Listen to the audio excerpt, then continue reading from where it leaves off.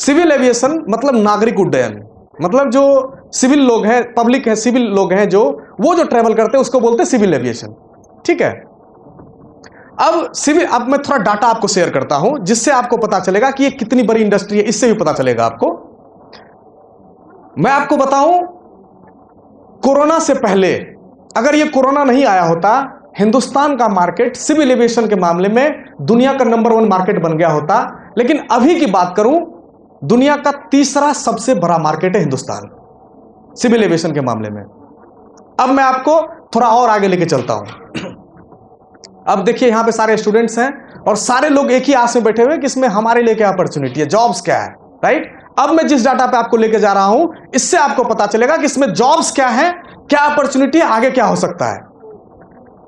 मैं 2-3 data share कर सकता हूं। डीजीसीए का नाम पहले सुना है किसी ने आपने? DGCA, directorate general of civil aviation, जो हिंदुस्तान में रेगुलेटरी बॉडी है एविएशन की, उसको बोलते हैं डीजीसीए, सिविल एविएशन की। ठीक है। तो डीजीसीए का डाटा है, डीजीसीए का कहना है कि, और एक और ऑर्गेनाइजेशन है इकाओ, इंटरनेशनल सिविल एविएशन ऑर्गेनाइजेशन, इन दोनों का कहना है कि हिंदुस्तान में 2025 तक 110 करोड़ लोग फ्लाई कर रहे होंगे। समझ रहे हैं? 110 करोड़ लोग फ्लाई कर रहे होंगे 2025 तक हिंदुस्तान में। तो 2025 में 110 करोड़ नए लोग फ्लाई कर रहे होंगे। अब मैं बताता हूं गवर्नमेंट का, जो आपका इंडियन गवर्नमेंट जो है उसका जो मतलब अनाउंसमेंट है, ज्योतिरादित्य सिंधिया का नाम सुना है आपने? सिविल एविएशन मिनिस्टर है हमारे हिंदुस्तान के।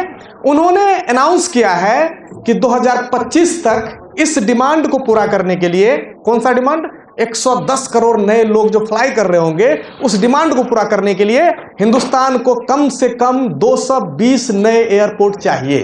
225 नए एयरपोर्ट आ रहे हैं, तो जाहिर सी बात है कि एयरबस की संख्या भी बढ़ेगी या नहीं बढ़ेगी?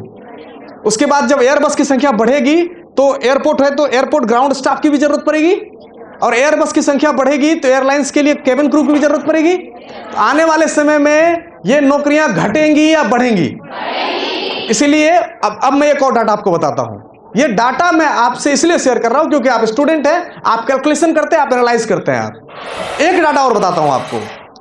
सिविल एविएशन जो मार्केट है, ये 3 साल नीचे जाता है, 11 साल ऊपर जाता है। ये इसका ग्राफ है, ये पिछले 100 साल का ग्राफ है। 3 साल नीचे जाता है और 11 साल ऊपर जाता है। 2021 में ये नीचे से ऊपर जाना शुरू हुआ और 2031 तक में क्या होगा? इसमें ग्रोथ ऊपर ही जाता रहेगा। ठीक है। तो हर तरीके से आपका ग्रोथ ही है। अच्छा, अब जो 220 नए एयरपोर्ट खुलेंगे उसका क्या डाटा है, जॉब्स कितने आएंगे? तो मैं आपको बताऊं, ये सिविल मिनिस्ट्री एविएशन जो इंडिया का है उसका डाटा बताता हूं मैं। उनका कहना है कि डायरेक्टली और इनडायरेक्टली मिला के टोटल 1 करोड़ 10 लाख लोगों की जरूरत है। 40 लाख लोग डायरेक्ट, 70 लाख लोग इनडायरेक्ट लोगों की जरूरत है। मतलब 1 करोड़ 10 लाख नौकरियां आने वाली हैं।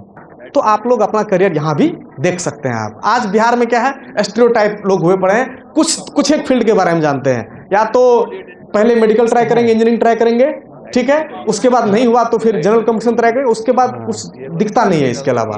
तो आप जान लीजिए एक और अपॉर्चुनिटी है, एविएशन की अपॉर्चुनिटी है, इसमें भी आप अपना करियर बना सकते हैं। ठीक है।